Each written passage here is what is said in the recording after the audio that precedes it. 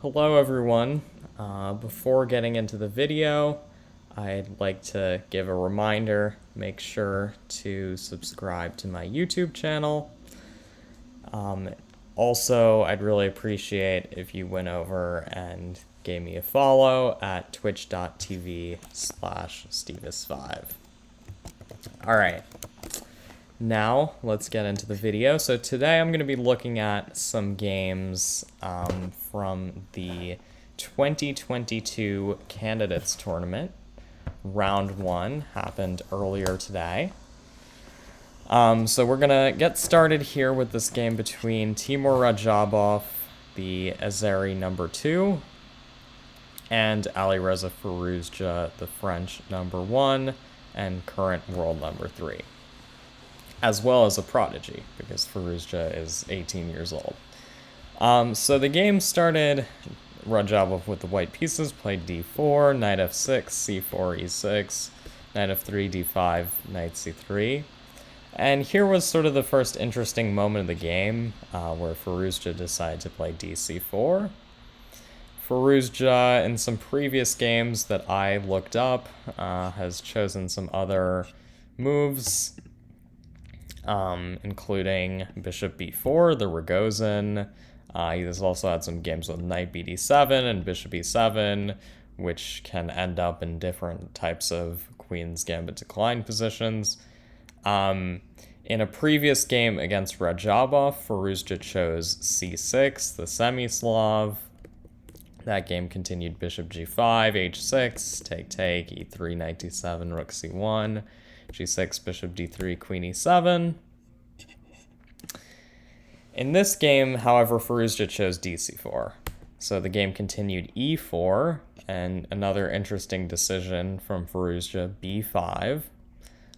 This Vienna line is very sharp. There's also the option to play bishop b4 here, which is probably a little more common. But b5 was played, e5, knight d5. And the idea is white wants to take the b5 pawn without hanging their e4 pawn. So takes knight b6 to defend c4, and bishop e3. And Firouzja actually went into this exact line against Radjabov in a previous game in Paris, the Grand Chess Tour event in Paris in 2021. But that game continued knight c3. Radjabov chose knight c3 in that game. Bishop e7, bishop e2, knight c6, castles, bishop e7, bishop e3, queen d7, rook c1. And here Firouzja played g5, and the game became very sharp. So in this game, bishop e3 was played, knight c6, bishop e2, and here Radjabov deviated from a previous game that he played against Wesley So, which went rook c1, rook b8, knight c3, bishop e7, bishop e2, castles, knight b4, a3, knight d5, bishop d2, bishop e7. So the game continued, bishop e7, castles. Here I should mention that a3 is a little more popular, because black often has ideas of knight b4 to reroute the knight, which can be kind of annoying. a3 is just a very standard move in these positions. So castles was played, knight c3. Here rook b8 was the continuation. a3, knight a5. Another top-level game between Mamedyarov and Caruana continued bishop b7 in this position instead. But this game went knight a5, queen c2, knight d5. So these are all very logical moves from Firouzja. He's trying to find good squares for his knights, where he's going to put pressure. The knight is going to come to b3 next, where it attacks the rook. And black is going to hold on to their pawn, most likely. There's going to be a lot of pressure, maybe f5 or f6 at some point, or c5 to loosen up the center. Basically, white wants to put as much pressure as they can on the c4 pawn, But if black holds on to that pawn, they should be able to create some counterplay. So the game continued rook a1, and here bishop a6 was played, which is a novelty.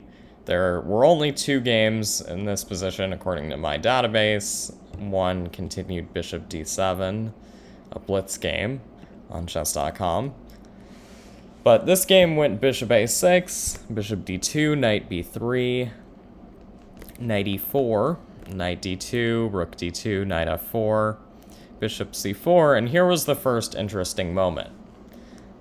At least the first really interesting moment, where Firouzja decided to play rook takes b2, which is an exchange sack, but a very strong one, because the idea is after takes, bishop c4, now black prepares to line up all of their pieces on the h1 to a8 diagonal, where there's going to be a lot of pressure. And you should note that white has a lot of targets on this diagonal, so there are a lot of possibilities for tactics here.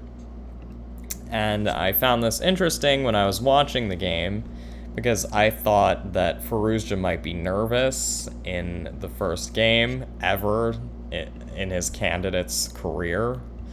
It's, I would say, pretty likely that Firouzja will be playing many more candidates tournaments in the future, considering how talented he is. But I thought, since it's his first time playing on this big of a stage, he would probably struggle a little. And I was surprised that he really went for it and played for the win against Radjabov with the black pieces in round 1. Because I thought Radjabov might be able to win this game just because Firouzja would be so nervous.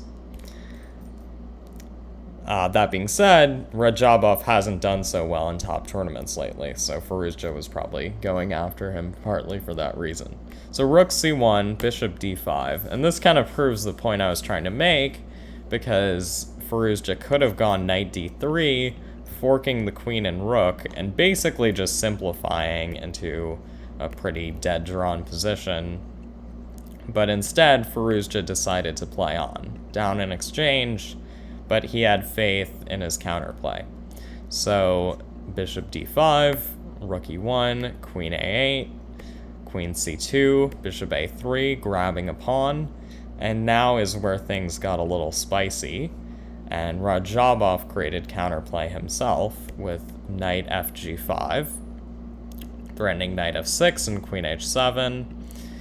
So Firouzja had to go knight g6 and now h4, another very annoying move, trying to play h5. And so suddenly Firouzja's big time advantage, because he did have a big time advantage at the opening in this game, started to evaporate. And he decided to go for bishop b4, winning back his exchange, but things got very complicated. So take, and now Firouzja was forced to go h6. It might be natural to just move the knight out of the way, but now after white plays h6, sort of in the style of a King's Indian attack, white is suddenly crashing through.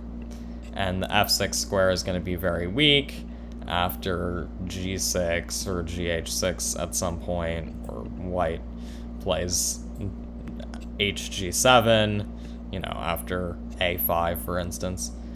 So Firouzja played h6 for that reason, and now there were a series of trades, and this was sort of the key moment where Firouzja came up with sort of an ingenious idea.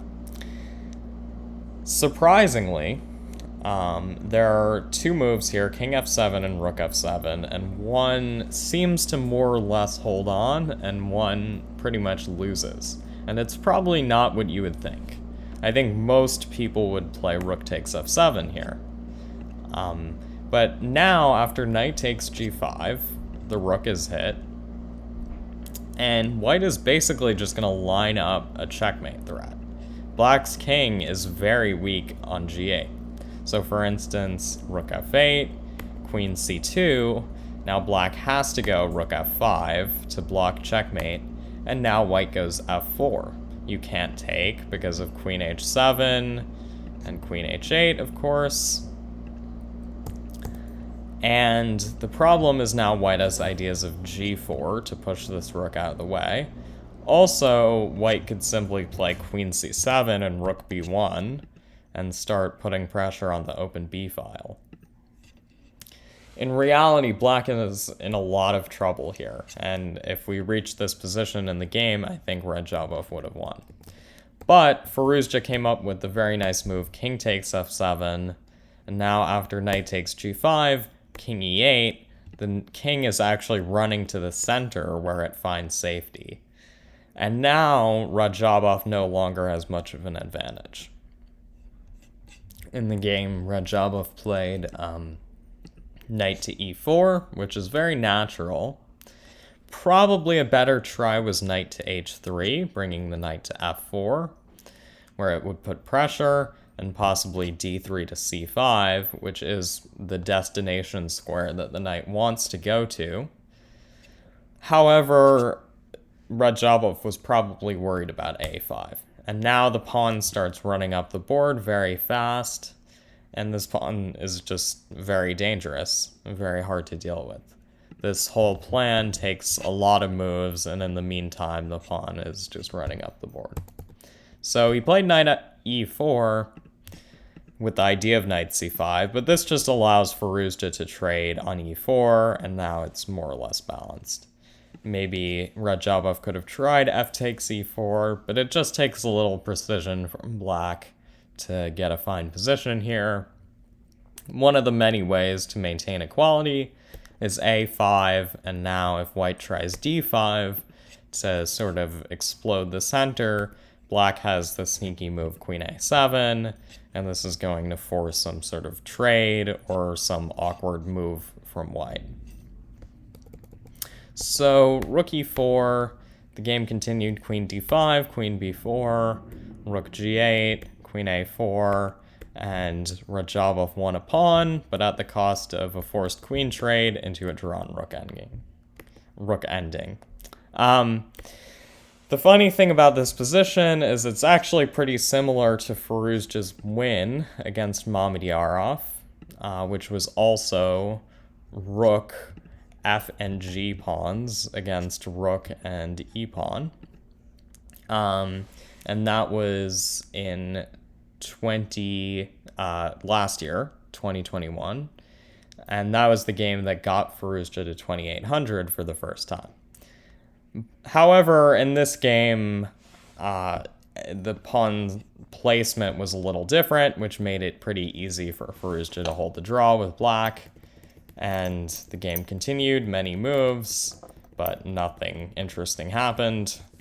The players just shuffled around a bunch, and then eventually Radjabov played f4, allowing this pawn trade, and it was in this position that Radjabov offered a draw, because after the trade, Firouzja will be able to get his rook to the 6th rank, which creates the Philidor defense, which is a known draw. So on to the next game. The second game I'm going to look at is between Duda, Jan-Krzysztof Duda, the Polish #1, and Richard Rapport, the Hungarian #1. I think a lot of people speculated that this might be an interesting game because both of these players have very enterprising styles. They're both very aggressive players who tend to go for more dynamic and tactical positions. And I would say the game didn't disappoint. So the game started with a Taimanov Sicilian, which Rapport has played pretty much a decent amount, I would say, in the past. So it wasn't too much of a surprise. But Rapport could have played many things, and we've seen him play e4, e5 before, or even more crazy options. He has a lot of hidden gems in his repertoire. So Duda was sort of the first person to go for a surprise here. maybe it would be more likely in a lot of people's minds that Rapport would mix things up a little, but Duda was the one to actually make things more unusual with the move bishop f4 here. Knight c3 is the main move, and Duda's had many games here, including one against Caruana, which continued as so. And the idea of the move bishop f4 is that white wants to play knight b5 and conquer the d6 square very early on. So you're sort of forcing the move d6 from black to prevent that. And knight b5 is an option here which transposes into what would happen after 5 knight b5, d6, bishop f4, which is a little more normal. And this has happened in many games, including a Kasparov-Anand game. However, Duda decided to play knight takes c6, and after takes bishop d3, which is a novelty. On move 7, this position has actually never been reached before, which is pretty amazing and shows how complicated chess is. At the highest level, two of the best players in the world are reaching a position on move 7 that has never happened before in an over-the-board game, in ChessBase. Yeah, that's not to say, I guess, that some 1200 hasn't played this before in like an online game. I'm sure that's happened, but in a serious over-the-board game at master level, this has never happened before. So, actually, interestingly, Rapport with white played this bishop f4 move in a previous game against Caruana, and in this position he chose c4. And the game continued like this, and the game eventually ended in a draw. So I thought that was very funny that Duda decided to sort of steal an idea from his opponent. This bishop f4 move, he chose, and Rapport was by far the highest rated person to play this before, so it's very possible that Duda saw the Rapport game and then decided to play it against Rapport. Anyway, in this position, Duda deviated from Rapport's choice of c4 with bishop d3. And regardless, the idea basically is that white wants to go c4 because, at some point at least, because they haven't yet gone knight c3. So they can play c4 first, take more control over the center, and prevent a d5 push, and then play knight c3. So knight e7 was played, which is interesting. It's preparing knight g6. And this was already a little unusual. I think the most expected move here by many of the commentators was e5. Now there are some choices for white. Bishop e3 is sort of the obvious move, and now black can go bishop e7 to g5 or knight f6 to g4. And because this bishop sort of becomes a bit of a target on e3, there's a funny move, bishop c1 here, which is actually completely playable. And it would have been very interesting to see what would have happened if this would have occurred in the game. Anyway, though, in the game, knight e7 was played. Oh, I guess I should also mention another funny option is the move g5 here, preparing bishop g7 and attacking the bishop. However, you're also just pushing a pawn on the king side, and for that reason, this move isn't necessarily great.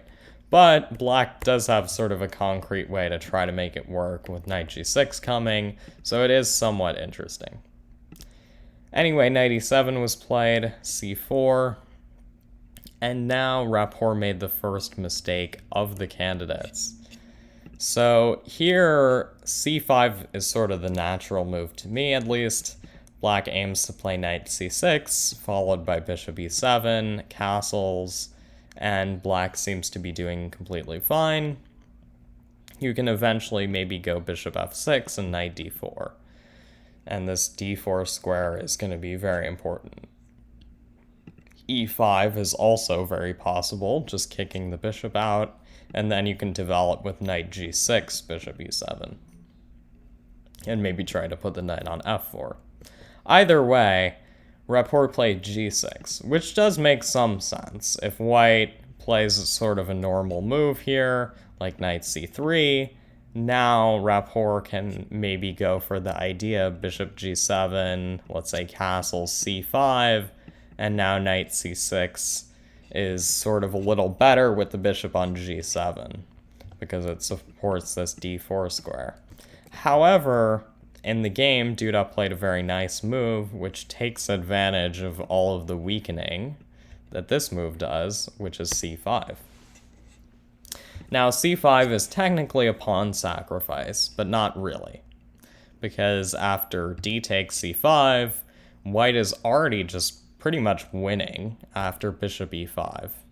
And now the rook is hit, so black can no longer castle. White can play many moves, the simplest of which is just castling, and then they're going to go queen c2, pick up these pawns, which are just very weak. Knight a3 to c4 is coming. By the way, you should probably keep that idea in mind because that's going to be very relevant later on in the game. So there's also the move queen a5, which looks like it just wins the pawn, but now after rook c1 and knight c4, white just has a huge initiative here. d6 is pretty much a goner, and basically black is already just much, much worse. So, in the game, Rapport chose e5, which is a mistake, but it makes sense because it's kicking the bishop, so white can't immediately take on d6. The best move here was actually d5, and it sort of works for tactical reasons. So white can still go bishop e5, but now black has the nice move d takes e4, and white can win the rook on h8, but now black will take on d3, and they sort of have some compensation here. First of all, they have a pawn for the exchange, which is somewhat important, but also black has the idea to go knight d5 followed by f6. So, for example, if white takes on d3, now black goes f6, and suddenly things are very unclear because this bishop's just trapped on h8. And if white tries to save their bishop, black has other ways to create counterplay, like maybe f6 first, followed by bishop a6 now to defend the d3 pawn. And if this pawn lives, it could be very strong, because it is very close to promotion. So, long story short, this position is still very unclear, and this was Rapport's best chance. After d5, probably white's best move is knight d2. But now black can simply develop with bishop g7, preparing castles and preventing bishop e5, and already white has to be precise, not to allow e5, and black striking in the center. So the only move to maintain an advantage for white is bishop d6, but now black is more or less fine. They're a little worse, but their position isn't too bad after castles, for instance. So e5 was played in the game, and now after bishop g5, bishop g7, essentially Duda is already winning, at least according to the computer. Obviously for humans, it's not so easy. And the game continued for very long. I won't spoil the result, but a lot happened after this. It wasn't exactly a cakewalk for Duda. So here, once again, Rapport had other options, for instance, dc5, but now bishop f6 is sort of the same idea as earlier with bishop e5. You're attacking the rook, and this one's even better because white can just win their pawn back immediately, so they're not even down material. And if queen a5, this is again sort of the same thing, take rook c1, and now For instance, white can even castle. They're down a pawn, but the threats of bishop f6, or if bishop g7, bishop e7, are very annoying. Essentially, black is just not going to be able to castle in this game. So their king's going to be very weak.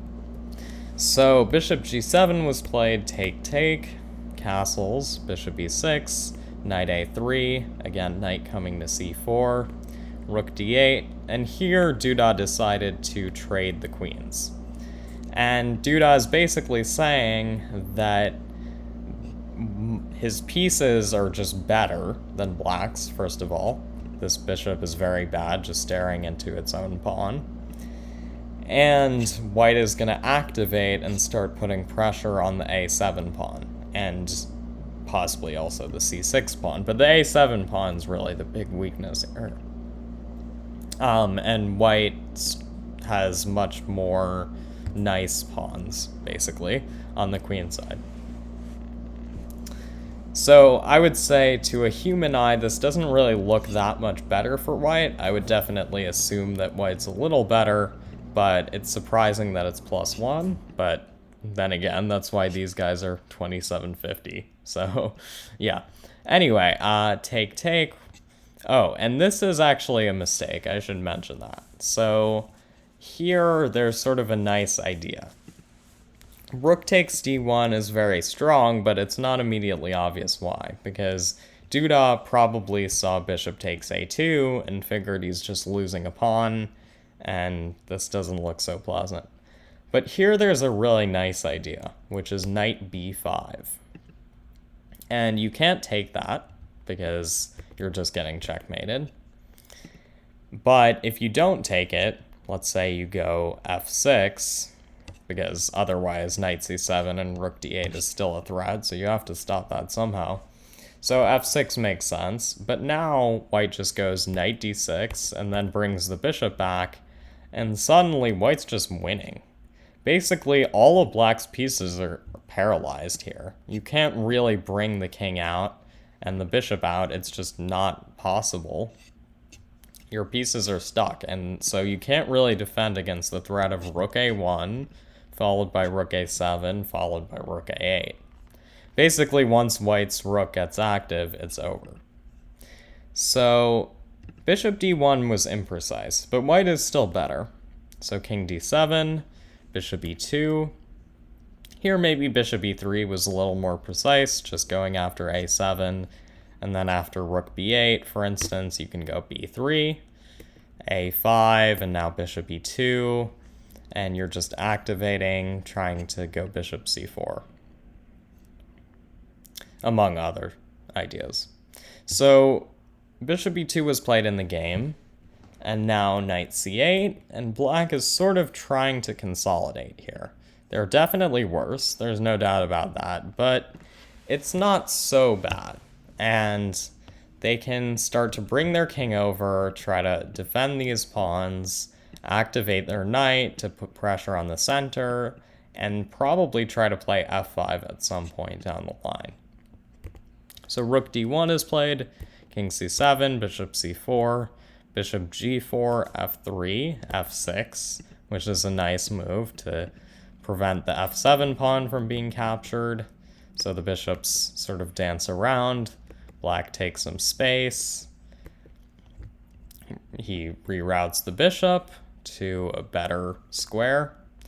a5, taking more space, and black is basically just shuffling around his pieces, but black is really the one who's benefiting here, because if you sort of go back several moves, black has put all of his pieces on better squares. Again, comparing to this position, black has put all of his pieces on better squares and taken a bunch of space with his pawns. All of these pawn pushes really helped black. So now the players continue to shuffle around, trying to slowly improve the position. And here was sort of a key moment.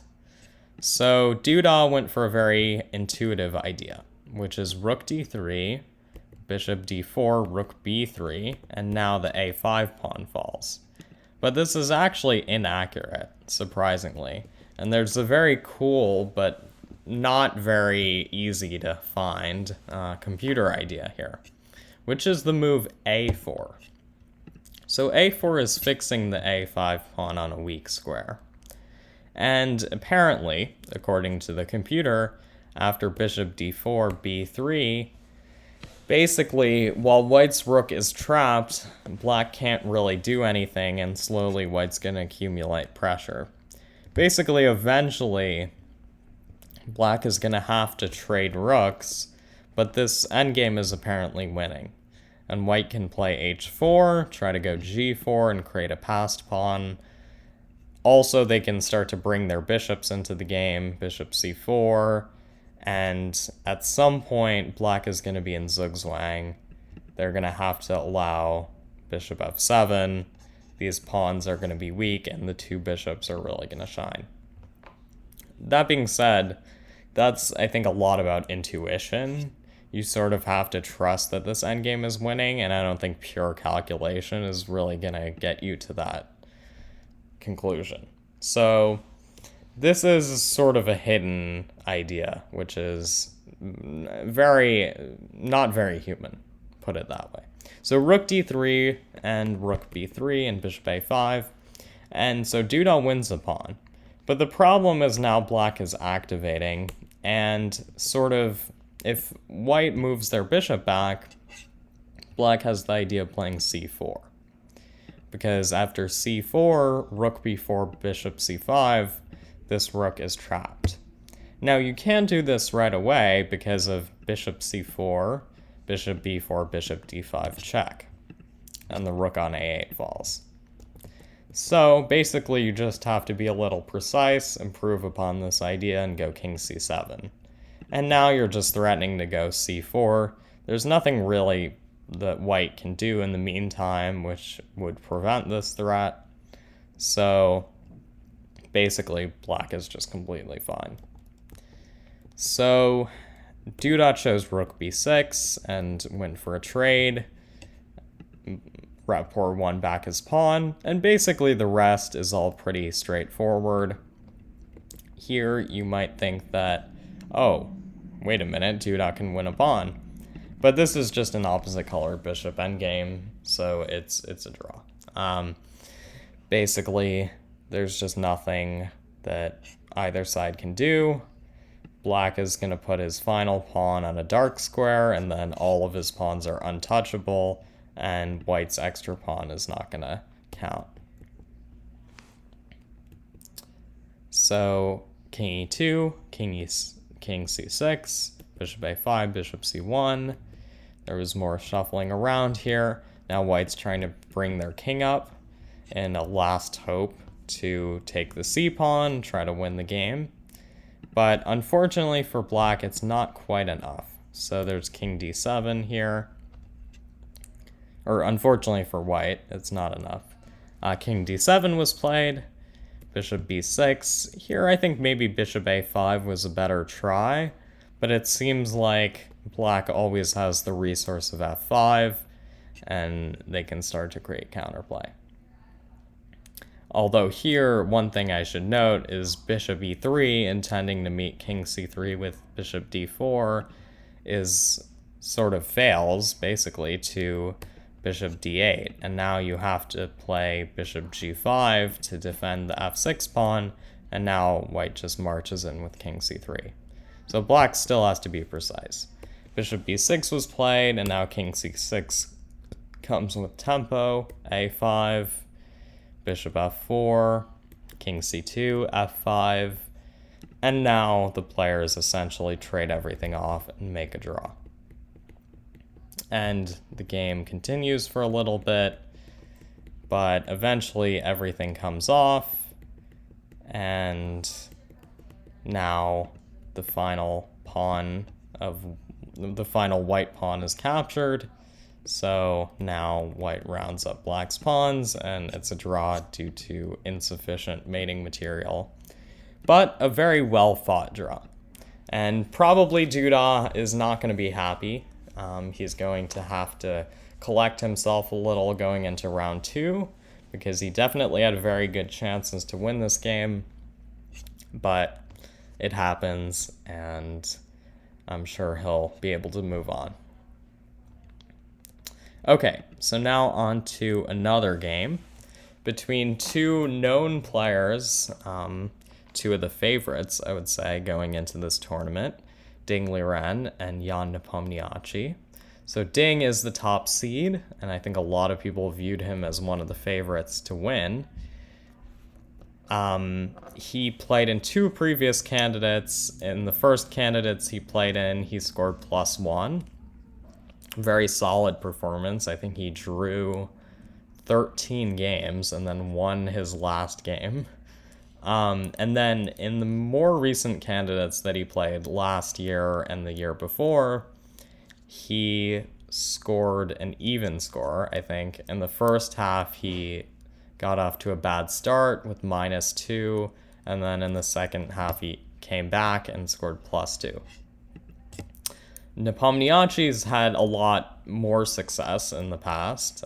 He quite literally has a 100% win rate in the candidates, because his only candidates before this one was last year and the year before, where he won and qualified to play Magnus Carlsen in the World Championship. However, he lost that match, which is why he ended up back here in the candidates.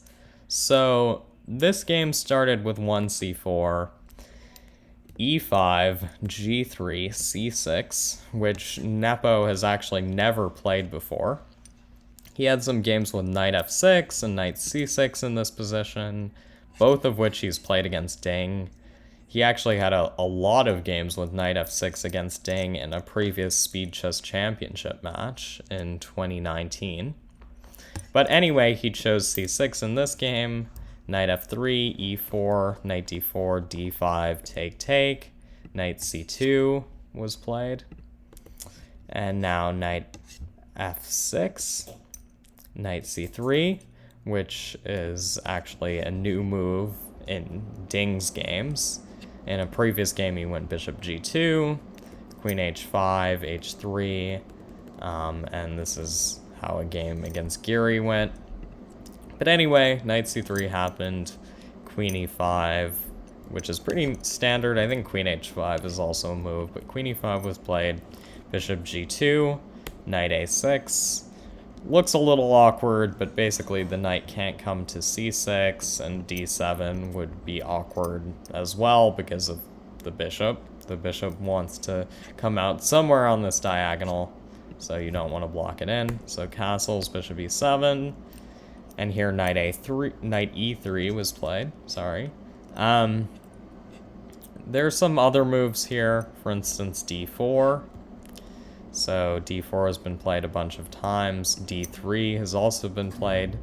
I mean, they're more or less the same. Either way, there's going to be a trade on d3, which leads to a more sort of close, equal-ish game.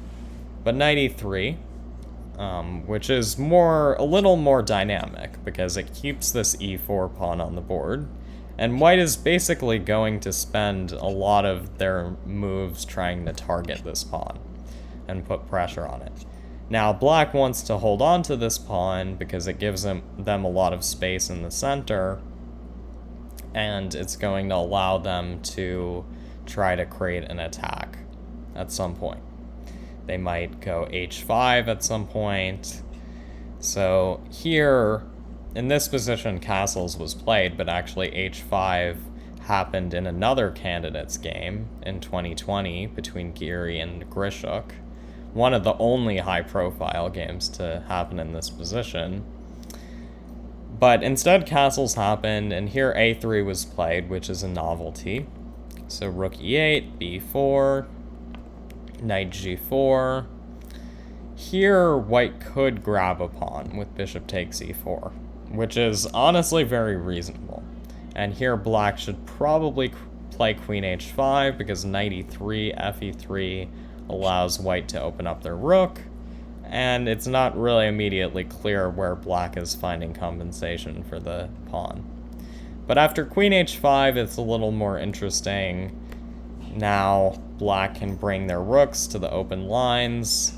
The e2 pawn is going to be a weakness, and there are going to be ideas for black to create counterplay, essentially.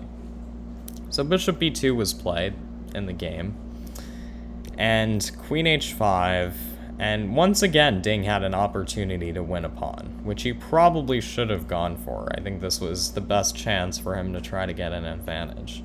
Now, probably white isn't much better here, but at least it's complicated, and, you know, there are still chances, at least, for complications. And yeah, I mean, both sides are fighting for something. But after h4, it's more black who's playing for the win already, I would say.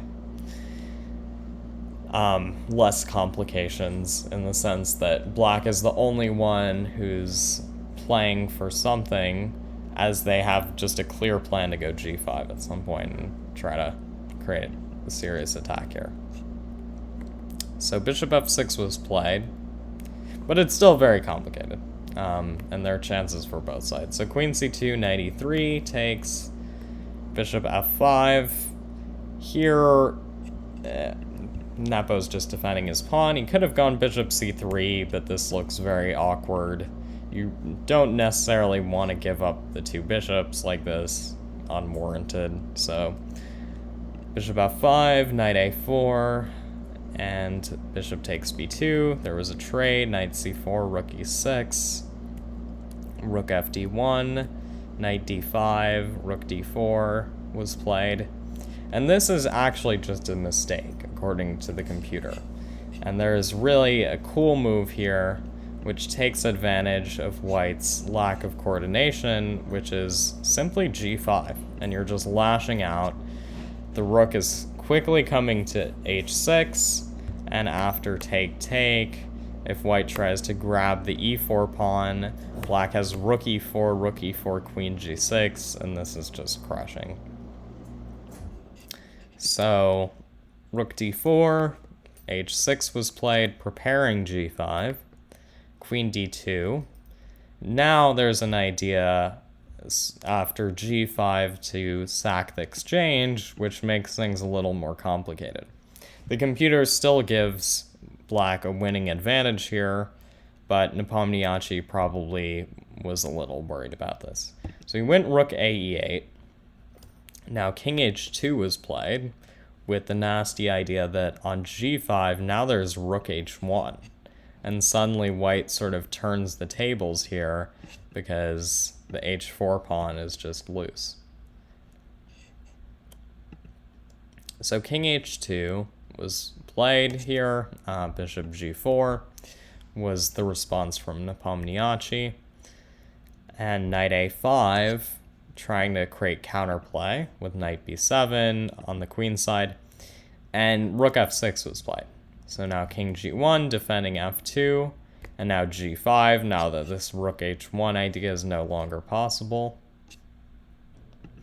And knight takes b7 was played. So now Ding sort of put his hand in the cookie jar, I guess you could say. He grabbed a pawn, but his king is in big trouble. Now just g takes h4, and basically white is just getting crushed, as you can see.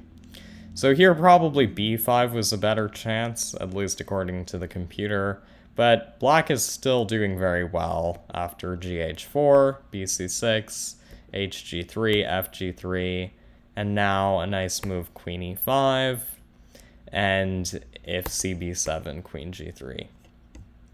White's open king is basically going to be the deciding factor. Whenever there are attacks on both sides, the side that is attacking the king is going to be probably more powerful than the side that's not attacking the king when there's same side castling. So here, black's attack is happening on the king side where white's king is, and white's attack is happening on the queen side where there's just nothing. So black's attack is a lot stronger. Knight takes b7, gh4, happened, knight c5, and now h3, and this is just crushing. Rook e4, and now Nepo plays sort of a stylish move, h takes g2, just allowing the rook on e8 to be captured, but this attack is just decisive. And now if white tries to take on g2, there's a very cool shot here. Rook takes f2, king takes f2, and now it's just force mate. So in the game, Ding tried f4, but now queen h1, king f2, queen a1, and now black has, a crushing attack, and they're just up on material. And king takes g2. Now Nepo found the most precise way to finish off the game, bishop h3. And Ding resigned because after king h3, the king is just getting chased out. And now there are plenty of winning moves here, but the simplest is h5, king g5, queen h3. And now queen g4 checkmate is unstoppable. There are also a lot of other checkmates here. So Ding resigned, sort of a surprising result. Nepomniachtchi winning with black in round 1 of the candidates, a dream start for him. I mean, beating the top seed in the first round with black, you really couldn't ask for anything better. So I'm really excited to see what Nepo will bring to this tournament. I think it'll be very interesting to see what happens in his next games. He actually has white against Caruana tomorrow, so that will be another very interesting game. Okay, and speaking of Caruana, the last game I'm going to look at, the final game from today's candidates, round 1, was between Caruana and Nakamura. Now, Hikaru Nakamura, maybe one of the best known players in the field because he is a very successful streamer on Twitch, and he had some very good results recently to qualify for the candidates in the Grand Prix, so he's sort of on a roll. A lot of people, I think, see him as a dark horse to win the tournament. I was kind of surprised, actually, at how many people saw him as one of the favorites. So definitely a player to watch out for. But Caruana is even more of a favorite because he is the second highest rated, or actually the third highest rated player in the field. And he's actually won the candidates before in 2018. So this game went e4, e5, knight f3, knight c6, bishop b5, knight f6. Hikaru tends to play the Berlin a lot, so this isn't much of a surprise. d3, the anti-Berlin, bishop c5, take, knight bd2, bishop e6, and castles is played. I should make note that this is not a free pawn. Here there's the common opening idea, queen d4, and now the knight and f2 pawn are both under fire. So castles, bishop d6, and here Caruana went for sort of the first opening surprise with knight to b3. Now, this has been played before, and Caruana said in the post-game interview that Nakamura has faced this move in online blitz games. But in the past, Caruana has played b3, among other moves. He played this against Nakamura in a Pro Chess League game a few years ago. But, okay, in this game he played knight b3 and queen e7. This is one of the main moves. There's also the idea of castling here. Because basically no matter what, the idea of knight b3 is to go knight a5 and start putting pressure on black's pawns. And so this castles prepares to meet knight a5 with rook b8. But queen e7 prepares to meet knight a5 with castles queenside. And this is what Caruana was expecting in the game. Nakamura said after the game that he was sort of trying to throw Caruana off because he knew that castles queenside is the main move, but he didn't want to go into Caruana's preparation. So instead, Nakamura played rook b8, which is a little dubious, because you're basically mixing plans. Now you can try to castle kingside, but then it doesn't really make sense to go queen e7. This was just kind of a wasted move. You should have just castled kingside right away. So basically, this is a little inaccurate. White's a little better, but Nakamura was successful in getting Caruana out of his prep. So bishop g5 was played, and now Nakamura sort of went all out. So h6, bishop h4, and g5. And this is a very committal decision, because basically this king has nowhere to go. You can't castle queenside, and you probably don't want to castle kingside when you push g5 and h6.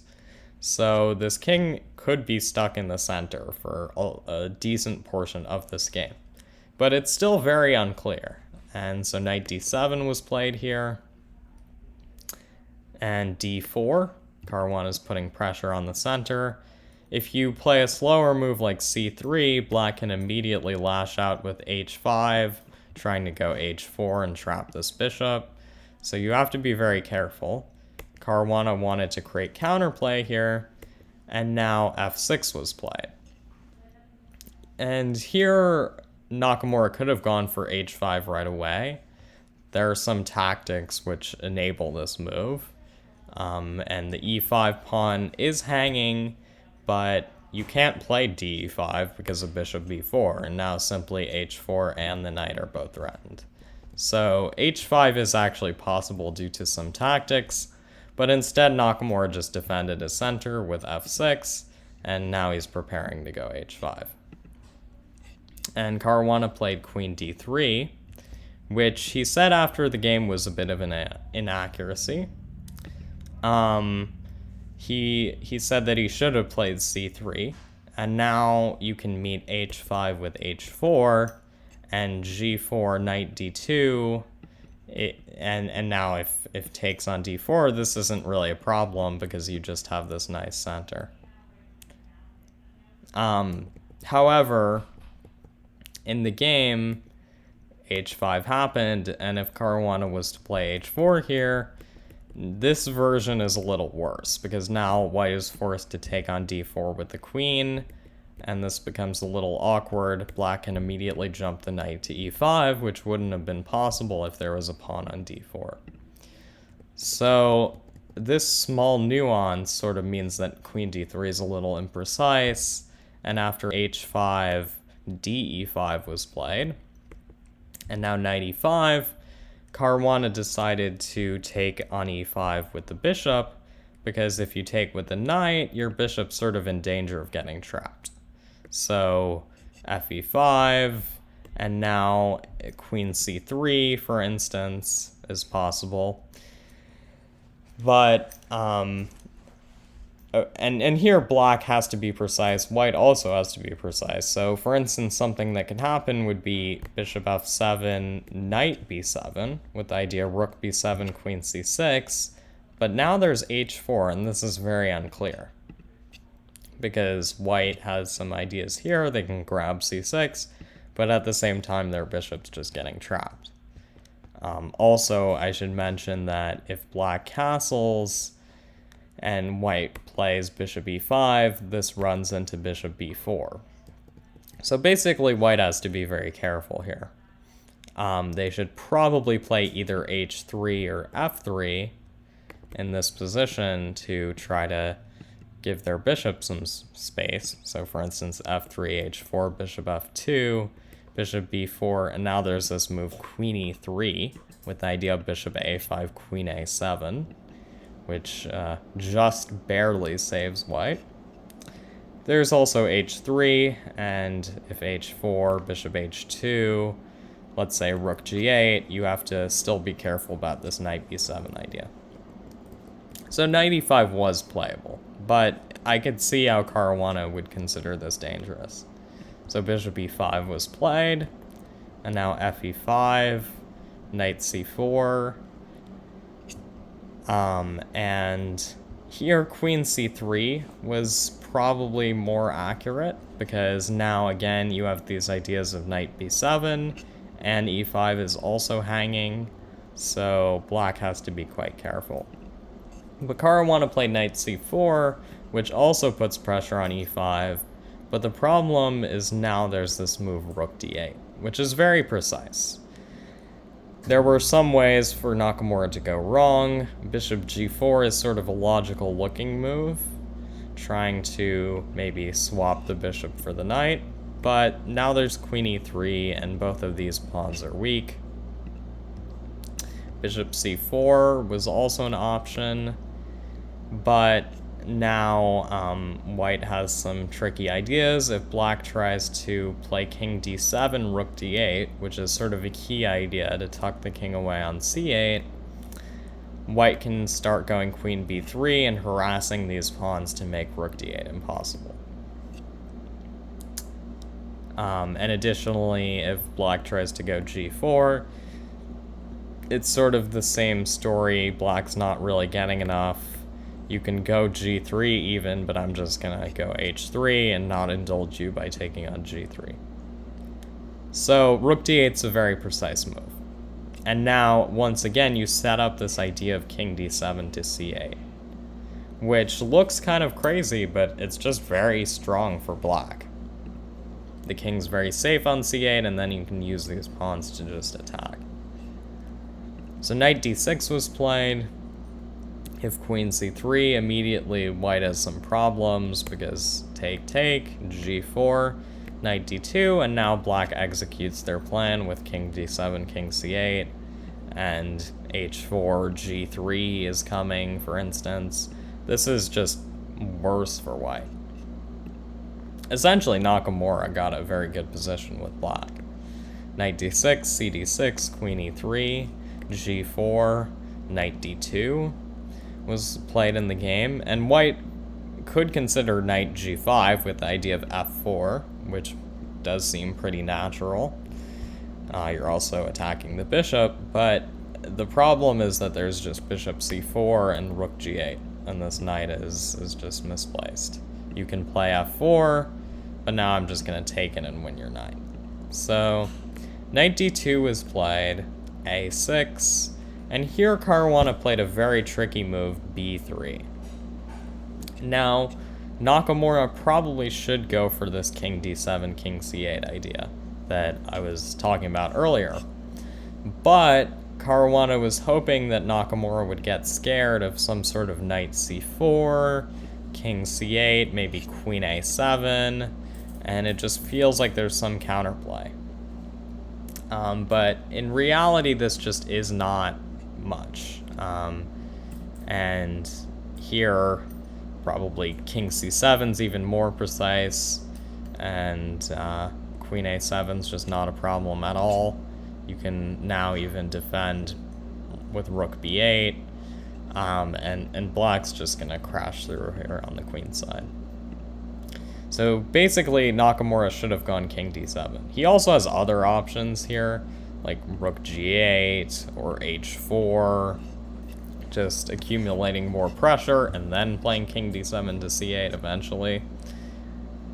But here, Nakamura decided to castle, and this was sort of one of the decisive mistakes of this game. And this runs into the move f3, which is very strong, because now white is sort of dissolving black's pressure on the queen side, or on the king side, sorry. And essentially now these very overly extended pawns are going to be a problem because black's king is just going to be very weak. And also I should say white has to be precise because queen h6 here is very tempting, but now there's this idea queen f6, queen h5, rook f7, and white's queen is getting trapped. So f3 is necessary. And now queen g7 was played, gf3 was also possible, and after a bunch of trades, basically this is fine for black according to the computer, but white has ideas of queen h6 and knight g5, and Nakamura said after the game that he was sort of worried that something would go wrong here.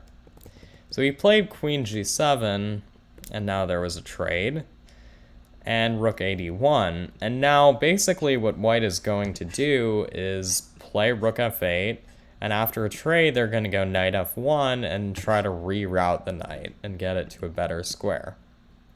And black has a bunch of weaknesses here. And essentially, strategically, white is just better. Their knight is going to be better than the bishop. All these pawns on light squares sort of create a mini bishop against the bishop. So this bishop just doesn't have anywhere good to go. It's very much blunted by these pawns. And so here d5 was played by Nakamura. He's trying to mix things up. He had some other options like rook f1 and rook f6 that are a little more solid, just keeping the sort of status quo of the position and trying to slowly improve. But Nakamura wanted to go for something a little more concrete, just try to create some counterplay, just in a very direct way. So take, rook d1, e4 was played. And now it's very clear that Caruana is just strategically better, because this bishop is stuck defending all of these pawns. Black's pawns are also just very overextended, and if white can get a knight to basically any one of the very weak dark squares, they're just doing very well. Caruana, before playing knight f1 to reroute the knight somewhere, played c4, just putting a ton of pressure on the center. Nakamura played rook e8, which is a little imprecise, but very understandable. He just wants to defend e4. But now black's position is just very passive. And it may not look like much, but there are going to be problems. Black's king is wide open. This g4 pawn is super weak. e4 is also weakness. And despite being a passed pawn, it's completely blockaded and never going anywhere. So knight f1, rook f1 was apparently even a little better according to the computer, but both players were somewhat low on time. And in the candidates this year, there's no increment, which means that these guys do have to sort of speed up and make some quick decisions in these types of situations. So knight f1, Caruana sort of trusted his instinct. Queen e5 was played, queen h6, queen g7, trying to trade the queens. Now, this endgame is still very good for white. I honestly think that Caruana may have won this. There's a very good chance. But it's not so easy. And we know that Nakamura, of course, is a very good defensive player. He's sort of known for his swindling abilities. This endgame's sort of 50-50 between a white win and a draw, because while white is strategically better, it's not clear that it will be enough because it's equal material and it's a very simplified position. So queen d6 was played, keeping the pressure. You also just don't want to trade queens when the other side has a weaker king. So queen d6, bishop c6, knight e3. Now Nakamura sort of got desperate because knight f5 is coming. So he tried to go g3 and create counterplay. I'm assuming he thought that the g4 pawn would just fall anyway, so he might as well do it in a way that he's doubling white's pawns, which reduces their advantage a little, as opposed to giving them two connected passed pawns. Apparently here rook f1 was winning according to the computer, but it's not so obvious. The threats of knight f5 and rook f4 to g4 are just very strong. That's why this is winning. But, okay, hg3 makes a lot of sense. And again, the players were very low on time. Queen e5, queen g6. A little shuffling around here. Here, queen takes g3, again, is imprecise according to the computer. Apparently rook f8 was better. And now white is still much better after queen h4, just holding on to the g3 pawn. But this is the best chance, at least black gets the f-file.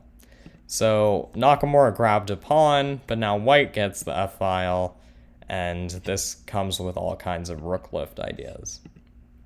So queen g7, queen h4 was played, queen h7, queen g3.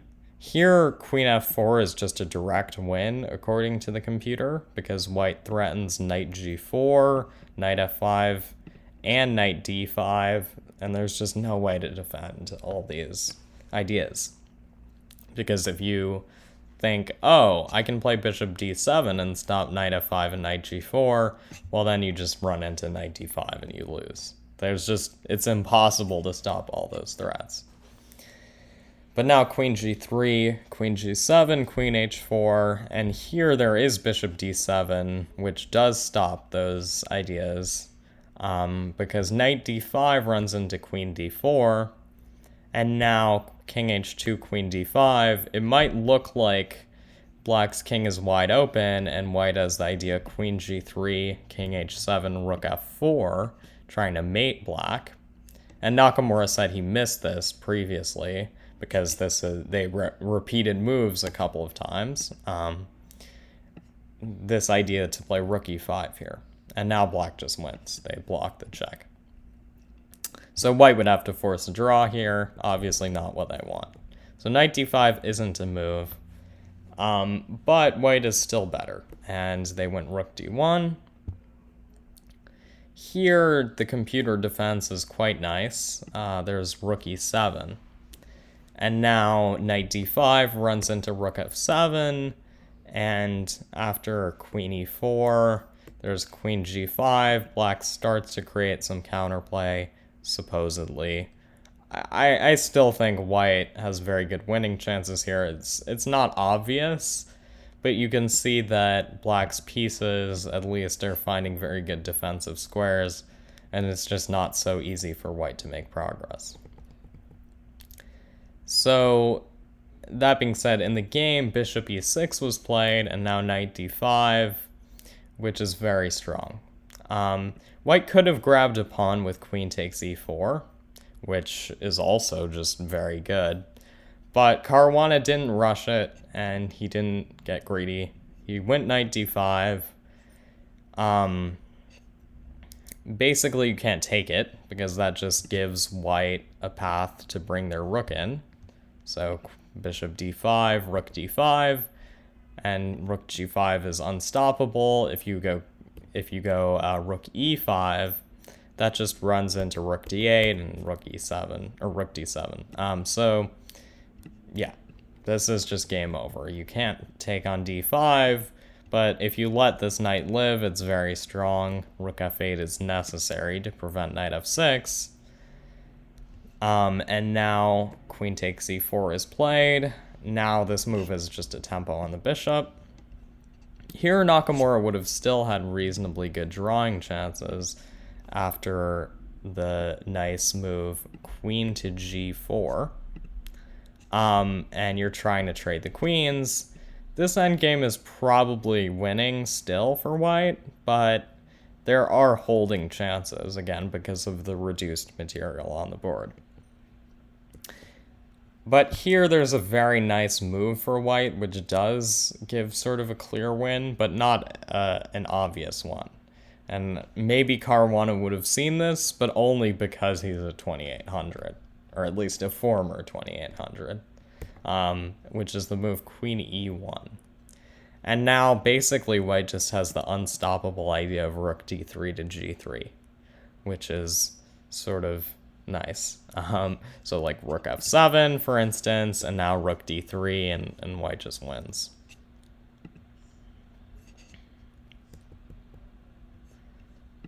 So in the game, Nakamura went queen h6 pretty quickly, but this runs into problems as well.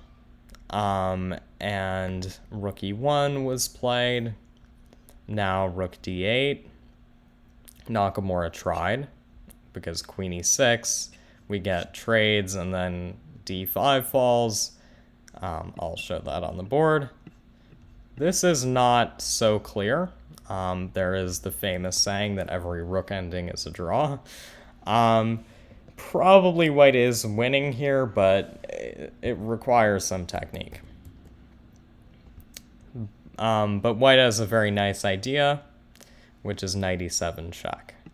I should mention that here, in this position, there are some other moves. Bishop d5 is possible, but basically white is just going to win this pawn and be up 2 pawns. And Nakamura said after the game that he was pretty confident Caruana would win this, so, you know, he didn't think there was any point in trying. Here, bishop d7 is the best try, because it saves the bishop, of course. And now there's a little trick, which is knight e7, king g7, queen d4, trying to pick up the bishop.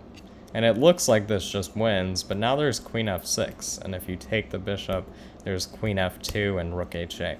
And suddenly the script is flipped and black wins. So you have to be a little careful, but rook d8 was played, or knight e7 was played. And now king f7, and now knight f5, and you can't take this because of queen e7 check, picking up the rook, so you have to go queen f6, or another awkward move like this, maybe, you know, queen g6, but it's more or less the same thing. And now rook f1, and you can see that white is just winning.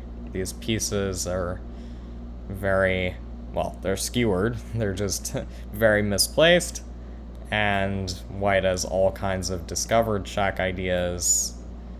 Nakamura tried bishop d5 in the game. You know, king g8 or king f8 both lose, trying to step away from some of those discovered check ideas, because you'll be forced back into them eventually. Here knight h6 wins, and here queen b4, king f7, knight h6, if king e8, knight d6, king g8, knight e7. So no matter what, you're losing your queen. So Nakamura tried bishop d5, but now knight h6, king g7, queen g4, and Nakamura resigned the game here because king h6, you simply take the queen, and if queen g6, there's knight f5, and if king f7, knight h4, and the queen is going to fall. Queen f6, even queen g6 is the nicest way to win. And if king h7, then there's queen h4, and the rook is hanging. There's also like knight e7 after king g8. Essentially, this is just game over. So Nakamura resigned, and Caruana and Nepomniachtchi got off to a blazing start with 1 out of 1 in the first round of the Candidates Tournament. Make sure to check out the rest of the recaps if you're watching this, and the rest of the recaps have already come out. If they haven't yet, keep an eye on the YouTube channel for more recaps. That's it. I hope you guys enjoyed this analysis, and I'll see you next time. Bye.